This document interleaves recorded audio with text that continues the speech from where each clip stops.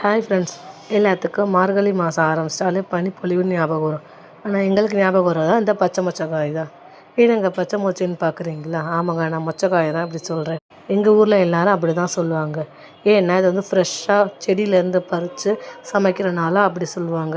இதை வரமொச்சைன்னு சொல்லுவாங்க. வரமொச்சை வந்து நல்லா காஞ்சதுக்கப்புறம் எடுத்து சமைக்கிறத அதை வந்து கருவாடோடு சேர்த்து சமைப்பாங்க.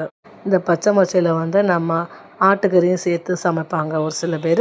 இதை வெறும் மொச்சப்பயிறு கூட சேர்த்து சமைப்பாங்க. நான் இன்றைக்கி வெறும் மொச்சப்பயிரை வச்சு தான் குழம்பு செய்ய போகிறேன். இதுக்கு 3 தக்காளி, கொஞ்சோண்டு புளி, தேங்காய், சோம்பு, வெள்ளைப்பூடு 3 அரைச்சி வச்சுக்கிறணும்.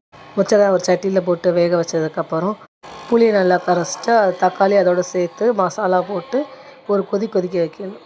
ஒரு கொதித்து வந்ததுக்கப்புறம் நம்ம அரைச்சி வச்சிருந்த தேங்காய் விழுதும் அதில் சேர்த்து நல்லா கொதிக்க விடணும். இந்த காய் சீசன் டைமில் தான் கிடைக்கும். அதனால் நீங்களும் இதை கடையில் வாங்கி சாப்பிட்டு பாருங்கள், ரொம்ப டேஸ்ட்டாக இருக்கும். இந்த சீசன் வந்துட்டாலே பெரும்பாலும் எங்கள் வீட்டில் அடிக்கடி இந்த குழம்பு செய்வாங்க. எங்களுக்கு எல்லாத்துக்கும் ரொம்ப பிடிக்கும். மட்டன் குழம்புக்கு ஈக்குவலாக அந்த குழம்பு இருக்குன்னு பார்த்துக்கோங்களேன். நான் சொல்கிற ரெசிபி மூலம் நீங்கள் செஞ்சு பார்த்தீங்கன்னா நீங்கள் எப்படி இருக்குன்னு சொல்லுவீங்க. இந்த காய் அதிகமாக இருந்துச்சுன்னா இதை நல்லா ஊற வச்சதுக்கப்புறம் நல்லா பிதுக்கி வெயிலில் காய வச்சு ஒரு டப்பாவில் போட்டு பிதுப்பருக்கு சாம்பார்னு சொல்லுவோம். இப்படி செஞ்சு